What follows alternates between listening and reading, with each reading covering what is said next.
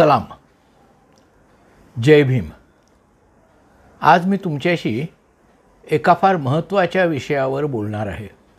विषय आहे लहान मुलांना धोका, घरच्यांचा आणि शिक्षकांचा। काय वस्तुस्थिती? घरी लहान मुलांना मारहाण करायची आणि शाळेत मुलांना शिक्षा करायची आणि लहान मुलांना नेहमी धाकात ठेवायचं, हा जगभरातील गंभीर प्रश्न आहे।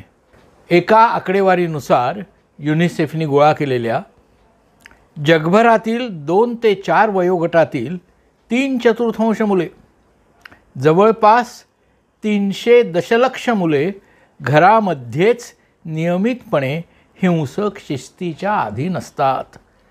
त्यांना पालकाकडून आणि घरातील इतर काळजीवाहकांकडून शारीरिक शिक्षा किंवा मानसिक दहशत सहन करावी लागते। 10 पैकी सुमारे 6 म्हणजे 60% म्हणजे 250 दशलक्ष मुलांनी शारीरिक शिक्षा भोगलेली असते। 30 देशांच्या आकडेवारीनुसार 23 महिने ते 12 वर्षे वयोगटातील जवळपास निम्मी मुले शारीरिक शिक्षा भोगतात। ह्यातून मुलांचं कायमचं नुकसान होतं, त्याच्याकडे आपण नंतर वळूच। पण आधी लक्षात एक घेतलं पाहिजे की हा जगातला प्रॉब्लेम आहे, म्हणजे भारतातला नाही असं अजिबात नाही। काही संस्कृती रक्षक असं सांगतात की परदेशात एकत्र कुटुंब पद्धती नाही, आई वडील दोघे नोकऱ्या करतात, मग मुलांना शिस्तीत ठेवण्यासाठी त्यांना शिक्षा करणं, मारणं ह्याशिवाय आई वडिलांना पर्याय नसतो। आपल्या इथे एकत्र कुटुंब पद्धतीत घरी आई वडिलांना साथ द्यायला आजोबा आजी असायचे, काका काकू असायचे, मोठी भावंडं असायची। त्यामुळे लहान मुलांना त्यांच्यावर चांगले संस्कार करायला सगळी मंडळी असल्यामुळे लहान मुलांना शारीरिक इजा होईल, मानसिक इजा होईल अशी शिक्षा करण्याची आपल्या इथे गरज नव्हती। एक लक्षात घ्या, संस्कृती रक्षकांच्या ह्या म्हणण्याला काहीही आधार नाही। आधीच सांगायचं झालं तर आपल्याकडे सुद्धा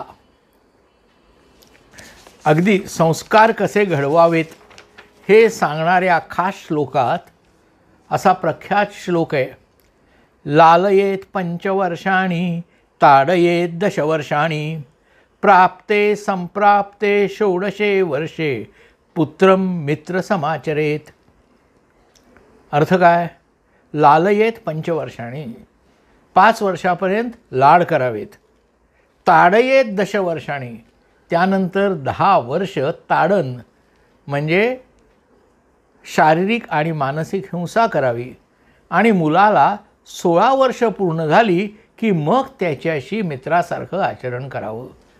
ही जबाबदारी पालकांची आणि शिक्षकांची आहे।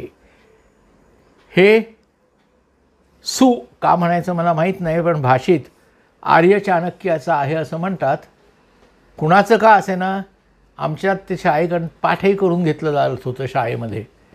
आमच्या शाळेत त्याच्या जोडीला एक मंत्र आम्हाला आमच्या बाईंनी सांगितला होता, तुम्ही ऐकला असणार, छडी लागे छम छम विद्या येई घम घम। म्हणजे तुम्हाला जर शिकायचं असलं चांगलं तर शिक्षकांनी तुम्हाला छड्याने मारलंच पाहिजे, जितका मार जास्त तितकी विद्या अधिक। हे अजिबात खरं नाही। पण सांगायचा भाग असा की मुलांचं ताडण करायचं, त्यांना शिक्षा करायची, ही जबाबदारीच जणू काही पालकांवर आणि शिक्षकांवर आपल्या संस्कृतीने टाकलेली आहे। मग काय होतं? मग आपल्याला वारंवार बातम्या वाचायला मिळतात। काय आहे, राजस्थानमध्ये एका दलित मुलाने सवर्णांसाठी ठेवलेल्या पाण्याच्या भांड्यातनं पाणी प्यालं म्हणून त्याला शिक्षकांनी मारहाण केली आणि त्याचा मृत्यू झाला, ही मोठी बातमी होती। किंवा उत्तर प्रदेशमध्ये एका 60 वर्षाच्या सवर्ण शिक्षिकेने एका मुसलमान मुलीला पाढ्यात चुका झाल्या, पाढे लिहिण्यात, म्हणून इतर तिला धर्मावरनं शिव्या घातल्या आणि इतर मुलांना तिला बदलून काढायला सांगितलं। ह्या बातम्या मोठ्या झाल्या। ह्याला एक जातीय आणि धार्मिक कडाई होती। पण अशी जातीय आणि धार्मिक कडा नसलेल्यासुद्धा मारहाणीच्या सारख्याच बातम्या होत असतात. मी तुम्हाला 2-4 बातम्या वाचून दाखवतो. मुंबई, चुनाभट्टीत राग अनावर झालेल्या बापाने 15 वर्षीय अल्पवयीन मुलीला पट्ट्याने बेदम मारहाण केली आहे. इतकंच काय तर तिला जमिनीवर 2 वेळा आपटले सुद्धा आहे. या मारहाणीत पीडित मुलगी गंभीर जखमी झाली. पुण्याची बातमी. माहितीनुसार आरोपी महिला लक्ष्मी, नाव लक्ष्मी बरं का, ही महाराष्ट्रातील अकोला जिल्ह्यातील आहे. संतोष काही कामानिमित्त पुण्यात आल्याने लक्ष्मी देखील पुण्यात आली. लक्ष्मीने तिच्या 3 मुलांपैकी सर्वात लहान मुलीला सोबत आणलं होतं. ही मुलगी रोज रडत असे. या त्रासाला कंटाळून दोघांनी तिचा गळा आवळून खून केला. चेन्नई, म्हणजे तुम्हाला वाटेल मुंबई पुण्यापुरतंच मर्यादित आहे का? नाही. आईने बाळाला मारहाण केली आणि ती फोनवर रेकॉर्ड केली आणि मणक्याला शहारे आणणारा हा व्हिडिओ तिनंच व्हायरल केला. आंध्र प्रदेशमधील एका महिलेने, तिचं नाव तुलसी आहे, आपल्या 18 महिन्याच्या मुलाला निर्दयपणे मारहाण केल्याची या घटनेचा व्हिडिओ केला. तो व्हिडिओ सोशल मीडियावर व्हायरल झाल्यानंतर ह्या घटनेबद्दल संताप व्यक्त केला जात आहे. आता तामिळनाडू झालं, महाराष्ट्र झालं, आता दिल्ली. काय बातमी आहे? तिचे हातपाय दोरीने बांधलेले आहेत. उन्हाच्या तडाख्यात घराच्या छतावर तिला सोडून दिलेली 5 वर्षाची मुलगी रडते आहे आणि स्वतःला मुक्त करण्यासाठी धडपडते आहे. मग ती वेदनेने ओरडू लागते कारण उष्णतेमुळे तिची त्वचा जळते आहे. आणि हाही व्हिडिओ शूट करण्यात आला. तो इंटरनेटवर व्हायरल झाला. दिल्ली पोलिसांनी तिच्या कुटुंबाचा शोध घेतला तेव्हा ही आईने दिलेली शिक्षा असल्याचे निष्पन्न झाले. हे नेमके इन्सिडेंट झाले. बालशिक्षण ही भारतातील एक व्यापक आणि त्रासदायक समस्या आहे. दरवर्षी लाखो मुलांवर शारीरिक, भावनिक आणि लैंगिक अत्याचार होतात. 2017 ते 2020 ह्या वर्षामध्ये बालशोषणाची किती असतील? 10-20 हजार नाही, 24 लाख प्रकरणे नोंदवली गेली. 24 लाख. त्यापैकी 80% पीडित 14 वर्षापेक्षा कमी वयाची मुले आणि मुली होत्या. याबद्दलची जास्तीची अनेक माहिती ही युनिसेफनी प्रसिद्ध केलेली आहे. त्यातलं एक महत्त्वाची आकडेवारी आहे अशी की लहान मुलांवरचे अत्याचार आणि अन्याय 2016, 2017, 2018 या वर्षात वाढतच चाललेले आहेत. दुसरं, लहान मुलांवरचे लैंगिक अत्याचार नोंदण्यासाठी जो नवा कायदा झाला पॉस्को, त्याखाली नोंदवलेले गुन्हे हे दरवर्षी वाढत चाललेले आहेत. पण गुन्ह्यात शिक्षा होणाऱ्यांची संख्या विशेष वाढलेली नाही. आता ह्या पार्श्वभूमीवर आपण असा विचार केला पाहिजे की काय काय कायद्यात तरतुदी आहेत हो लहान मुलांना संरक्षण देण्यासाठी. तर आपल्याला असं लक्षात येईल की भारतात अनेक कायदे आहेत आणि त्यामुळे म्हटलं तर मुलांना कायद्याचं भरपूर संरक्षण आहे. आता थोडक्यात आढावा घेऊ. भारतीय राज्यघटना मुलांना हक्कांची हमी देते. 6 ते 14 वयोगटातील सर्व मुलांसाठी मोफत आणि अनिवार्य प्राथमिक शिक्षण देण्याची जबाबदारी राज्यघटनेने सरकारवर आहे. 14 वर्षाखालील कुठल्याही मुलाला ज्याच्यात धोका आहे अशा रोजगारापासून संरक्षण मागण्याचा अधिकार आहे. बंधनकारक मजुरी म्हणजे गहाण ठेवून मुलाला त्याला वेठबिगारी करायला भाग पाडायलाही बंदी आहे. आणि मुलांना प्रौढांप्रमाणेच सगळे नागरिक अधिकार आहेत. ही भारतीय राज्यघटनेतली मूलतत्वच आहेत. Indian criminal code, Indian police code काही म्हणा त्याला, भारतीय दंडसंहिता, ह्यामध्ये मुलांवर गुन्हा केला तर शिक्षेची तरतूद आहे. 12 वर्षापेक्षा कमी वयाच्या मुलाचा त्याग केला, त्याला सोडून दिलं तर कारवाई करता येते. त्यासाठी 7 वर्षापर्यंत कारावास किंवा दंड होऊ शकतो. कुठल्याही अल्पवयीन मुलीला दुसऱ्या व्यक्तीबरोबर लैंगिक संबंध ठेवण्यास प्रवृत्त केला तर तोही गुन्हा आहे. त्यासाठी 10 वर्षाची शिक्षा होते. कोणत्याही बेकायदेशीर आणि अनैतिक हेतूसाठी अल्पवयीन मुलींची वाहतूक केली, तिला वेश्या व्यवसायाला लावलं तर 10 वर्षापर्यंत कारावास आणि दंड होऊ शकतो. हे झाले IPC मधल्या तरतुदी. मग children pledging of labour act CPLA असा आहे. त्यात वेठबिगारीने मुलांना कामावर ठेवायला बंदी आहे. मग बालविवाह प्रतिबंध कायदा आहे. मग नव्याने झालेला 2012 सालचा लैंगिक गुन्ह्यापासून मुलांना संरक्षण देणारा पॉस्को कायदा आहे. मग 2015 साली झालेला बाल न्याय, मुलांची काळजी आणि संरक्षण कायदा आहे. असे अनेक कायदे आहेत.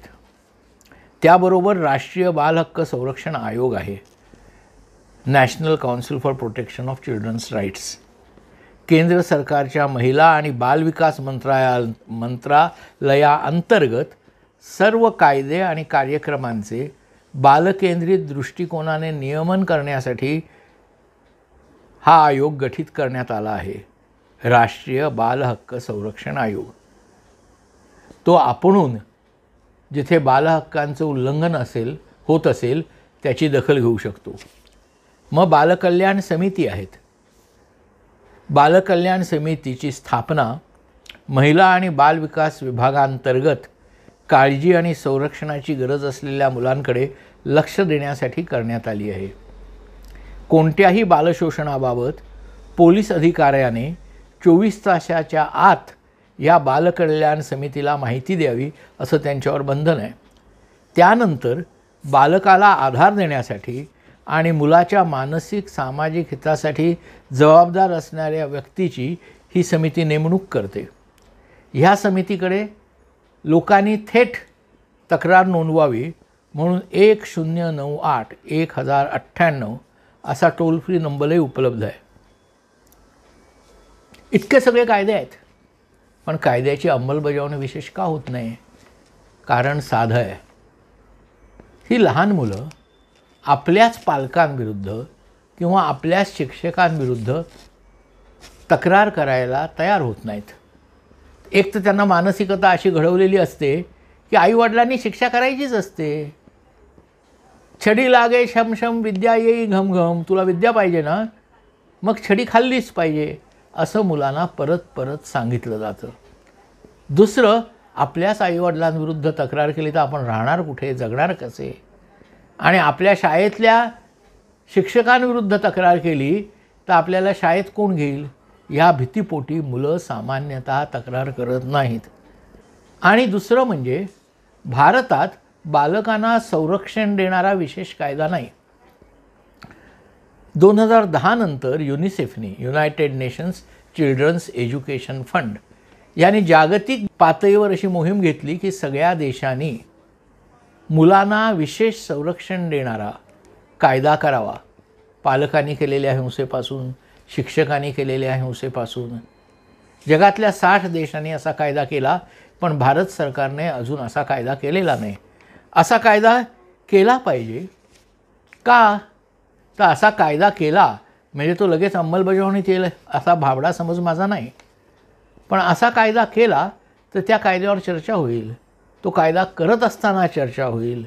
त्यातून बालकांना मारणे, मुलांना मारणे, शिक्षा करणे, शब्दांनी शिक्षा करणे, टोचून बोलणे हे गुन्हे आहेत हे पालकांच्या लक्षात येईल. आणि मग त्रयस्थ व्यक्तींनी शिक्षा केली तर आपल्याला शिक्षा होऊ शकते. म्हणजे शेजाऱ्यांनी मी मुलांना मारताना पाहिलं आणि पोलिसात तक्रार केली तर मला शिक्षा होईल ही भीती त्याला वाटायला लागेल. ह्यातून मुलांवर होणाऱ्या हिंसक हल्ल्याचं प्रमाण काही प्रमाणात कमी होईल. मुलांवर हिंसक हल्ले केले तर त्याचे परिणाम काय होतात? अंदाजे 100व्या दिवसापासून 1000व्या दिवसापर्यंत मुलाच्या मेंदूमध्ये जी तांत्रिक संवेदना देणारे प्रवाह असतात त्यांची वाढ होत असते. ह्यावेळी मुलाला चांगलं पोषण मिळायला लागतं, चांगलं वातावरण मिळायला लागतं, हे आधीपासून माहिती आहे. पण ह्याच काळात आणि त्यानंतरच्या 2 वर्षाच्या काळात जर मुलाला भीती वाटली, तो घाबरून राहायला लागला, तर हे संवेदना वाहणारे प्रवाह हे खंडित होतात आणि मुलाची बौद्धिक वाढ घुसमटते. असं एकदा झालं की तो कायमची इजा आहे. लहान मुलाला मारहाण झाली किंवा निव्वळ धाकदपटशा झाला आणि त्याला सातत्याने भीती वाटायला लागली, तर मुलाच्या मेंदूची वाढ कायम प्रमाणात घुसमटून जाऊ शकते. हा मुलाला होणारा कायमचा तोटा आहे. आणि म्हणून लहान मुलाला भीतीत ठेवणं, त्याला मारहाण करणं, मग ती शाळेत असेल, घरी असेल, त्याला उपास करायला लावणं, त्याला कान धरून बैठका काढायला लावणं, इतर सगळ्या मुलांमध्ये त्याचं हसू होईल असं बघणं, हे सगळं टाळलं पाहिजे. कायदा तर झालाच पाहिजे, पण याशिवाय आपण काय काय करू शकतो? मी थोडक्यात तुम्हाला एक 10 कलमी कार्यक्रम सुचवतो आहे. आपण तो अंमलात आणूया. एक, मुळात मुलांसाठी वेळ देऊया. इतर पालकांसोबत याबद्दल चर्चा करूया. हे भाषण त्याच्यासाठीच आहे. आणि असुरक्षित मुलांना आणि त्यांच्या कुटुंबांना मदत करूया. शक्य असला तर मुलांचा प्ले ग्रुप सुरू करूया. मुलांना शिस्त लावा, पण ती शिस्त प्रेमाने लावा. तुम्ही जर रागावलेले असलात, तुम्हाला जर मनातनं त्रास होत असला, तर त्यावेळी मुलाला शिस्त लावण्याच्या प्रयत्नात पडू नका, कारण की मग ती शिस्त क्रूर बनते. वेळोवेळी पालक असलात तर आपल्या वर्तनाचं परीक्षण करा. अत्याचार हा फक्त शारीरिक नसतो, बौद्धिकही असतो. एखाद्या मुलीला सारखं काय ग नकटी असं म्हणणं हे सुद्धा तिच्यात कमी भाव निर्माण करणारं असतं. स्वतःला आणि इतरांना, लहान मुलांना शिकवावं कसं याबद्दल शिक्षित करा. चांगलं मुलांना शिकवणाऱ्यांना पाठबळ द्या. 5वा कार्यक्रम, मुलांना त्यांचे हक्क शिकवा. त्यांना हे सांगा की मार खाणं हे तुम्ही केलंच पाहिजे, अजिबात खरं नाही. आणि तुम्हाला मारणं हा शिक्षकांचा किंवा वडीलधाऱ्या माणसांचा अधिकार नाही. त्यांना हेही सांगा की तुमच्या कुठल्या मित्राला हे होत असलं तर मला सांगा, मी त्याच्या वतीने पोलिसात तक्रार करेन. 6वं, मुलांवरील हिंसाचार प्रतिबंध कार्यक्रमांना समर्थन द्या. हे शाळेत असतील, पालकांच्या शिक्षणाचे कार्यक्रम असतील. 7वं, बाल शोषण किती वेगवेगळ्या प्रकारे होऊ शकतं हे समजून घ्या. त्यात लैंगिक शोषण हा फार मोठा भाग आहे आणि तो वयात आलेल्या पण 18 वर्षाखाली असलेल्या मुलींना फार भोगावा लागतो. पॉस्कोखाली खटले वाढत आहेत, पण शिक्षा होण्याचं प्रमाण वाढत नाही आहे. बाल शोषण होतं आहे हे कसं ओळखायचं हे जाणून घ्या. जेव्हा मुलांची भूक कमी होते, ते एकटे एकटे राहायला लागतात, इतरांशी बोलणं बंद करतात, अचानक रात्री घाबरून उठतात, तेव्हा हे लक्षात घ्या की त्यांना भीतीच्या वातावरणात वाढावं लागतं आहे. मग त्यांच्या भीतीची कारणं समजून घेऊन ती कमी करायचा प्रयत्न करा. तुम्ही जर पालक गैरवर्तन, शिक्षक गैरवर्तन करत असतील तर ते माझ्या मुलासाठी नाही ना, मला काय पडलं आहे, अशी त्रयस्थ भूमिका घेऊ नका. तक्रार करा. त्यासाठी मी तुम्हाला एक सार्वत्रिक नंबर 1098 असा नंबर मी तुम्हाला दिलाच आहे, तो जरूर वापरा. एकूण 10वा कलम, मुलांमध्ये गुंतवणूक करा आणि आपल्या समाजातील नेत्यांना मुलांसाठी योग्य कायदे करायला प्रवृत्त करा. मुलाच्या संरक्षणाचा विशेष कायदा युनिसेफ म्हणते तसा भारतात होईल, यासाठी आपल्या नेत्यांवर दडपण आणा. हे सगळं जर आपण केलं तर भारतातील लहान मुलं थोडी अधिक सुरक्षित बनतील, जास्त सुरक्षित बनतील.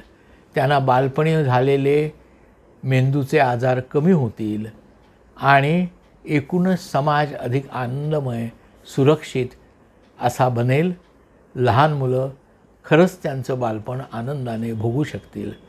आपण हे करूया. जय भीम.